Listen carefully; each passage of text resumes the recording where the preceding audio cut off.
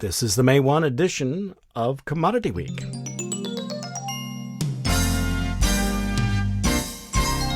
Todd Gleason services are made available to WILL by University of Illinois Extension. Well, welcome to Commodity Week. I am Todd Gleason. Our panelists for the day include Dearden. She's at AgReview in Morton, Illinois. Logan Kimmel joins us from Naperville, Illinois, and Roach Ag. And Brian Stark is here from the Andersons. He's in Mansfield, Illinois. Commodity Week is a production of Illinois Public Media. It is public radio for the farming world, where we are in the middle of our spring fund drive. You can help us out right now. Dial in with your pledge of financial support at 217-244-9455. That's 217-BIG-WILL, big WILL, or you can go online to willgive.org. In either case, I like the $120 level. Less is fine, more is fantastic, but do be sure that you tell the person you're talking to or fill in the comments section in support of agriculture. That will make a big difference, and we really appreciate that you would take some time and dial those numbers or go to the website right now during our spring pledge drive. Let's begin by getting a list of items we should discuss for the day. Dearden, thank you for being with us. What's on your list? I'd like to talk about the Farm Bill, and it seems like we keep pushing towards the brink and then nothing happens, so I'd like to address that a little bit. Logan Kimmel of Roach Ag out of Naperville, Illinois. Your thoughts? Yeah, as we're most folks caught some rain here, maybe have a little downtime, possibly go over some marketing ideas and strategies into the seasonal time frame where we usually have our best opportunities, and maybe some target orders on new crop corn and beans. And Brian Stark of the Andersons. I think along the lines with Logan, I think on the cash grain side, the producer continues to advance rapidly during planting, and the window looks wide open the next couple of weeks. We can't lose sight that during that same time frame, the end user's hungry. Basis is firming in a big way on the corn and bean side, and we need to take advantage with any old crop we have remaining on farm. Okay, so we have some strategies that we need to go through for old and new crop, but I do want to get to the Farm Bill conversation. Dearden, what's on your mind? Well, it seems to me that we have a couple of sticking points, and there seems to be a lot of very loud rhetoric about yes and no, particularly as it pertains to SNAP, the food safety net for people, and also for reference prices. That seems to be two different sticking points. SNAP is very widespread used. It's the people as well as urban areas certainly understand the concept of it, and the growth that came during COVID hasn't really slowed down, and the Republican attempt is to just keep that thing on an even keel and not let it grow tremendously.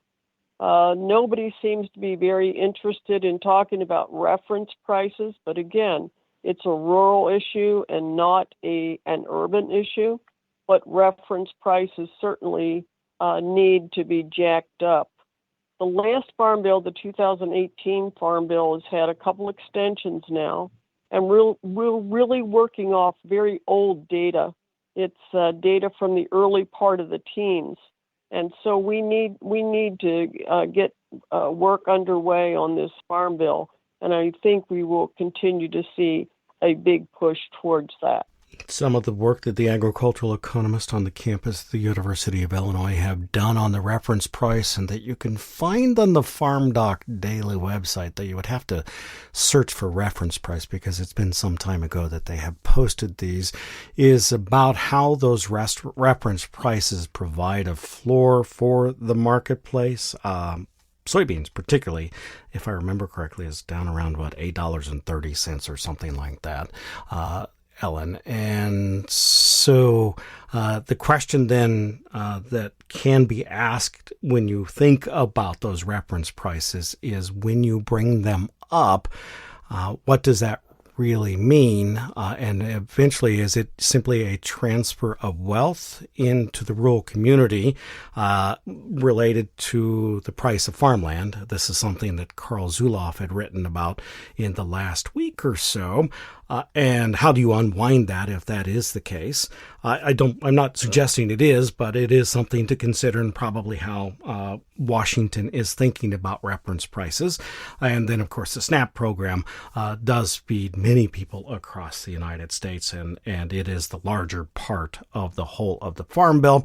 Then there, of course, are the conservation dollars, which this week, I believe, the Republicans have suggested, and this was something that the Democrats had wanted at some point, the numbers that came out of the Biden administration that were part of a piece of bipartisan legislation that was passed to be pulled in to the mega bill, the omnibus bill. So we'll see how all of that works. Things that people really need to consider going through the field this week and to talk to their Congress people about. So good thing. Thank you for talking about that, Ellen. I appreciate that. Logan Kimmel, as farmers have a little downtime because of the rainfall, they have done some planting in both the western and the eastern corn belt, as USDA showed us on Monday that corn planting was ahead of schedule. You'd like them to think about some seasonal targets. I suppose that would be May and June for the seasonals. And what kinds of targets are you discussing with Roach Ag?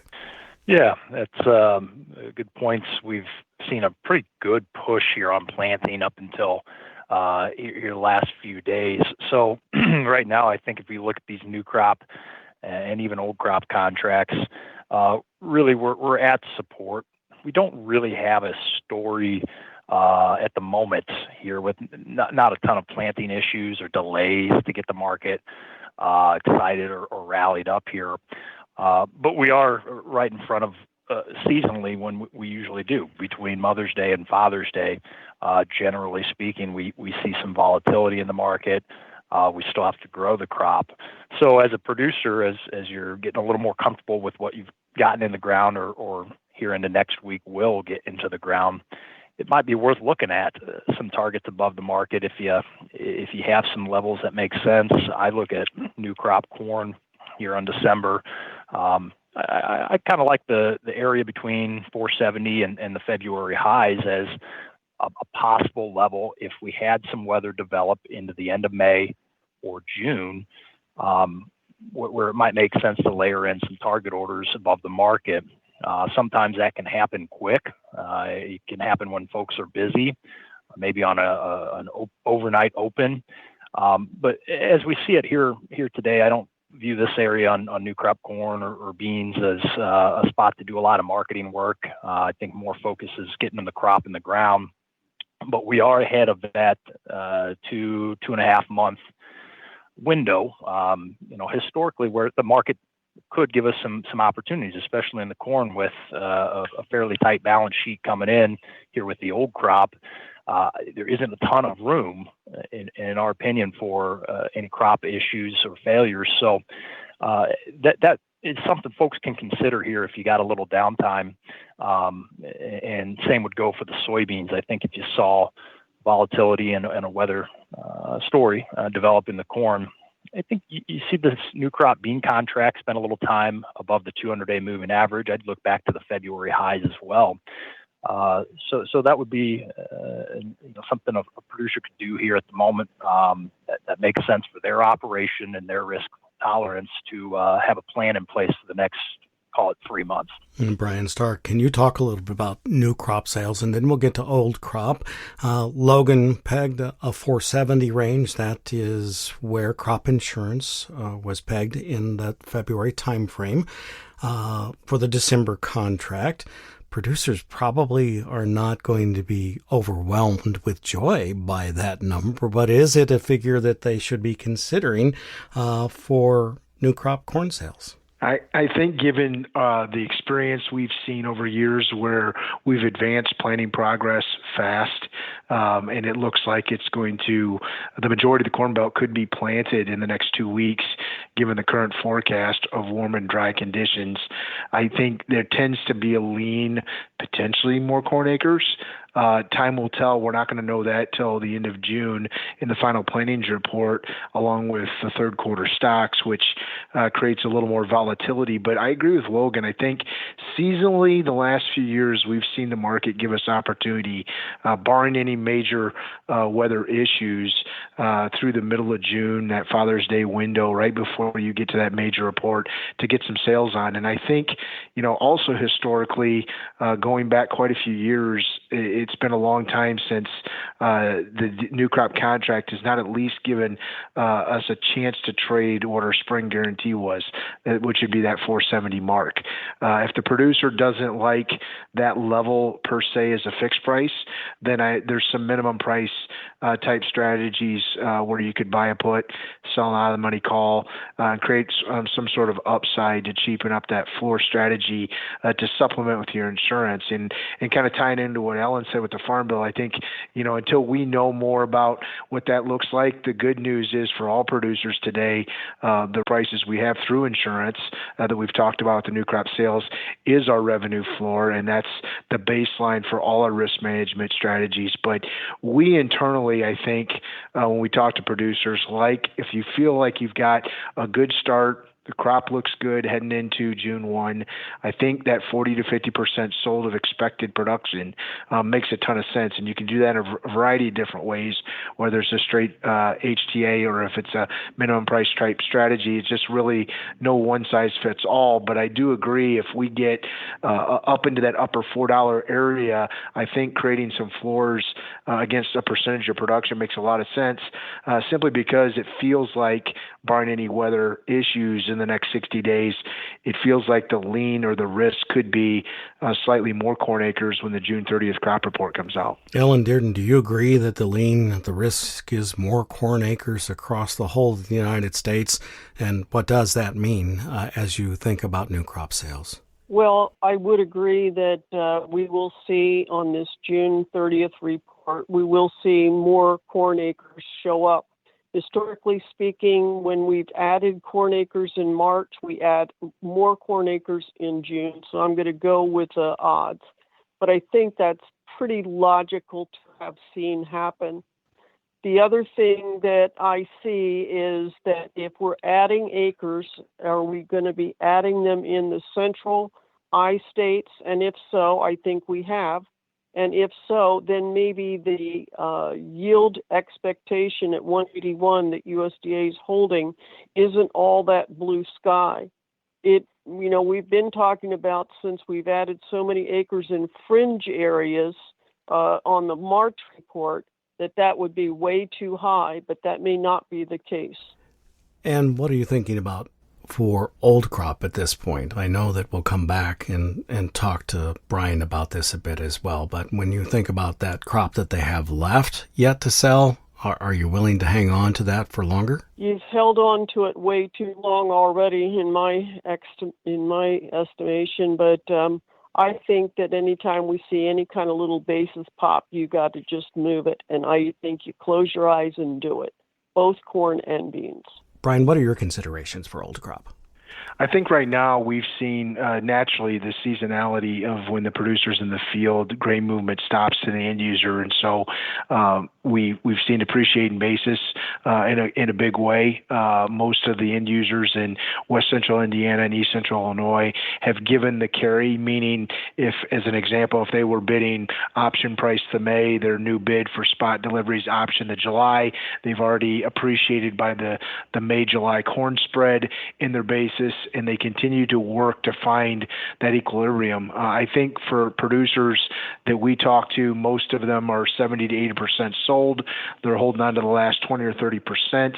I think corn and beans for me is a little different on old crop. I think as the bean market has also seen a recent surge in their basis against the July, I think the closer you get to that $10.75 to $11 mark, I think that's where we have to execute and just be done with the beans. But the corn, I think growers can be a little more patient. I think they need to pay attention to the basis side of the equation, because this is when the end user is going to push as hard as they can to give movement now when the farmer's focused in on the field. When they come out of the field, The producer, especially if his new crop looks good, tends to want to move and liquidate the rest of their old crop, and so that could bring a little weakness in basis. But the balance sheet's tight. We've talked about that for the last couple of months, and it doesn't feel like the export market is going to slow down until Brazil and Argentina's safrinha crop comes to the market, which is still probably another 30 to 60 days. And I think it could get tighter. The million-dollar question that the producer needs to be prepared for, though, is are we offsetting some of that higher than expected export demand with less feeding, given the narrow corn-wheat relationship over the past month? So that quarterly stocks report at the end of June is always a wild one. But given the tightness of the balance sheet, I'm more inclined to lock in a strong basis and be a little patient on futures, given the fact this past winter, July corn went to 520. I think if we continue to have strong export demand, that we could test that level again over the next 60 days. But barring the risk of the stocks report at the end of June, I think the producer still needs to bear in mind of kind of having a calendar type sale just to mitigate his risk on his unpriced bushels. But corn, I think you can be a little more patient on. Beans, I think you need to be a little quicker to the trigger. Logan, Kimmel, on that note about when the safrinha corn crop will come into the marketplace in 30 to 60 days, Ed Us, an agricultural economist at University of Minnesota, has a rule, hard and fast: thou shalt not carry old crop grain, he means corn particularly, but soybeans too, into the month of July. So when do producers need to pull that trigger? I think everybody's in the same boat at this point, but I want to make sure that you're there as well. Yeah, we look at the next 30, 60 days, and I'm in line with Brian's comments. And I think calendar-wise that would time up. And just looking back, usually by August, it's not paid to hold on. Your opportunities at the end of the summer, farm progress show time of year have already come and gone. So as a producer, if you're in that camp, in corn, for an example, still holding on, look for those opportunities, and maybe it starts in the basis. But then again, on the future side, if we do have some weather premium built in on new crop, you might see that in the July. Use those opportunities between now and middle of June to get the rest cleaned up. History would show holding on till August, or when you got to clean out your bins for the new crop, that last minute first notice day, it usually isn't the best time. So we're right in front of that window on old crop. You might have another opportunity or two here very fast. Todd, one thing I would point out that verifies what Logan's saying, and also Brian, the September futures on corn are a dime under December. Usually, if we're going to have a big pop in movement or want to entice movement at the end of the summer, we'll see the September corn futures, neck and neck with the D's, and that is not the case. So the market structure is already telling you to move corn before the end of the summer. I want to turn our attention to the demand side of the marketplace. I'll start with you, Ellen, as it's related to feed. Do we think still that the hog numbers, the poultry numbers, and the beef numbers are large enough that they're consuming as much as USDA says is the case? Poultry numbers are rising, and so that's going to be a big factor, but the beef numbers are declining. So I think USDA may have to shave back that feed number a little bit. And then from the ethanol side, I'd like to hear, Brian, from you about the difference between the eastern and the western corn belt. There has been a stronger pull from the ethanol plants in the west, but I think that's changed over the last month. Can you tell me about it? Yeah, excuse me. With the southeast crop being historically small, there's a bigger pull into the southeast from the eastern corn belt into those poultry and hog farms from the rail perspective.